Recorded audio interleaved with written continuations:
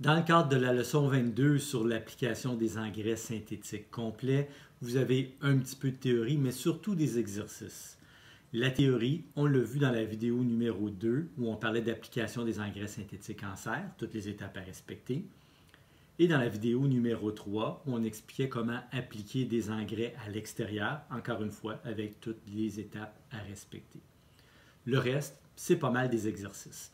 Dans la vidéo numéro 1, le premier exercice que vous aviez à faire, vous deviez déterminer la forme d'engrais, c'est-à-dire est-ce qu'on utilise un engrais granulaire, soluble, liquide ou dégagement progressif, le bon ratio, la bonne fréquence, combien de fois par année on fertilise, et la bonne période de l'année où on applique des engrais dans 6 situations de fertilisation importantes, c'est-à-dire en serre, plate-bande de fleurs, plate-bande variée, potager, pelouse et arbres et arbustes. Donc, pour chacune de ces 6 situations-là, vous aviez choisi, comme je disais tantôt, la forme d'engrais, le ratio, la période de l'année et la fréquence de fertilisation. Il reste 2 exercices à faire. Pour le deuxième exercice de la leçon 22, celui qu'on va faire maintenant, qui est dans la vidéo numéro 4, vous allez devoir d'abord identifier l'engrais, donc c'est quoi l'engrais qu'on vous présente. Ensuite, vous allez devoir dire c'est quel type d'engrais. Est-ce que c'est un engrais granulaire, soluble, liquide, dégagement progressif? Est-ce que c'est un engrais complet, un engrais simple? Est-ce que c'est un engrais naturel ou synthétique? Et ensuite, vous allez devoir donner une utilisation concrète, une situation dans la vraie vie où on utilise cet engrais-là. Donc, l'exercice est à la page 155 et 156 de votre cahier. Vous avez à la page 155 et 156 3 colonnes à compléter. Donc, la première colonne, vous identifiez l'engrais. Ensuite, vous dites quel type d'engrais que c'est. Et ensuite, vous allez donner l'utilisation possible, donc une utilisation concrète de cet engrais-là. Alors, je le fais un premier exemple avec vous, juste pour vous montrer à quoi ça ressemble. Supposons que mon échantillon d'engrais est le suivant. Je ne sais pas si vous voyez bien, c'est du 24-8-16. C'est un engrais soluble. Donc, si j'avais à faire l'exercice avec cet échantillon-là, je procéderais de la façon suivante. Donc, je vous ai montré encore une fois que c'est du 24-8-16, que c'est un engrais soluble.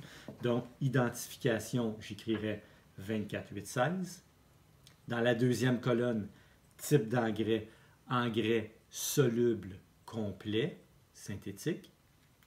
Et troisième colonne, utilisation possible. Dans quelle situation on utilise un engrais soluble comme le 24-8-16?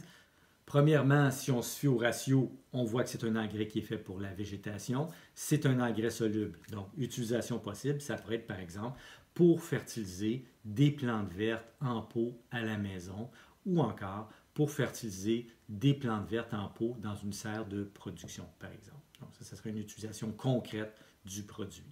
Alors, je répète, donc pour le 24-8-16, je dirais identification 24-8-16, type d'engrais soluble, complet, synthétique et utilisation possible, fertilisation de plantes vertes, par exemple, en pot à la maison. Pour la suite de la vidéo, on va vous présenter chacun des produits, les 24 produits. Donc, je répète, c'est la page 155 et 156 dans votre cahier que vous allez devoir compléter. Donc, chaque fois qu'on vous présente un engrais, vous complétez les 3 colonnes. Vous le faites pour les 24 échantillons. Et une fois que les 24 échantillons sont présentés, que vous avez complété les tableaux, va suivre à la fin de la vidéo le correctif où je vais corriger dans le fond ces 2 pages-là. Alors, je vous laisse compléter avec les 24 échantillons la page 155 et la page 156 et va suivre à la fin du vidéo le corrigé de l'exercice. À bientôt!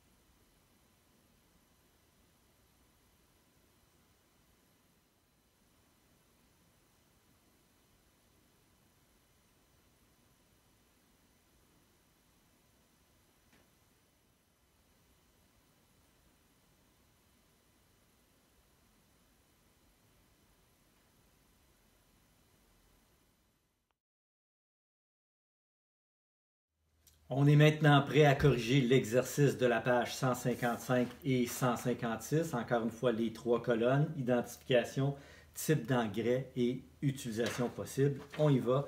On commence avec la première formule, le 18-4-6. 18-4-6, ça donne un ratio de pratiquement 5-1-2. Donc, ça ressemble à une formule pour pelouse. Donc, identification 18-4-6. Type d'engrais granulaire complet, synthétique. Et utilisation possible, ça pourrait être pour la fertilisation des pelouses. Le deuxième, 4-4-4, c'est un engrais liquide, utilisation domestique, c'est des petits formats pour la maison. Donc, identification 4-4-4. Type d'engrais liquide complet, là aussi c'est synthétique, mais surtout liquide complet. Et utilisation possible, fertilisation de plantes variées à la maison. Numéro 3, 34-00, nitrate d'ammoniac. Type d'engrais, c'est un engrais simple, granulaire, synthétique encore une fois, et utilisation possible, correction de carence en azote. Ça peut être en serre, ça peut être à l'extérieur. Numéro 4, 15-30-15, c'est un engrais soluble, complet et synthétique encore une fois. Donc engrais soluble complet, on peut ajouter synthétique, et utilisation possible pour le 15-30-15. Fertilisation de plantes à fleurs, ça peut être dans une serre de production ou ça peut être à la maison, ça peut être à la limite dans une balconnière aussi. Donc, fertilisation de plantes à fleurs pour les plantes en pot, encore une fois. Numéro 5, sel d'Epsom. Type d'engrais, ce n'est pas un engrais. Par définition, un engrais, ça contient de l'azote, du phosphore ou du potassium. Donc, c'est une source d'éléments secondaires. Donc, source d'éléments secondaires ou source de magnésium et soufre, si vous préférez. Donc, source d'éléments secondaires dans la colonne type d'engrais et utilisation possible du sel d'Epsom. Quand est-ce qu'on sert du sel d'Epsom? Principalement pour corriger des carences en magnésium. Et on aurait pu dire en serre, mais on peut dire aussi à l'extérieur. Numéro 6, c'est du fumier de poulet déshydraté 5,3,2, le fumier de poulet Actisol qui est très populaire. Type d'engrais, c'est un engrais naturel, pour une fois. C'est un engrais qu'on pourrait considérer comme granulaire, parce que ça ressemble à des granules, et c'est un engrais complet. Donc, c'est un engrais complet naturel, on pourrait dire sous forme granulaire. Et l'utilisation possible, bien, si vous faites le ratio 5-3-2, ça ressemble à du 3-2-1 ou du 3-1-1, donc on pourrait considérer ça comme un engrais de végétation. Donc, utilisation possible, application dans les plates-bandes à l'extérieur, puis je l'utiliserais principalement pour des plantes à feuillage, par exemple des plates-bandes de graminées ou de fougères, par exemple. On pourrait aussi l'utiliser dans un potager, dans une section où on a des plantes à feuillage comme des épinards ou des choux. Ça serait une autre possibilité.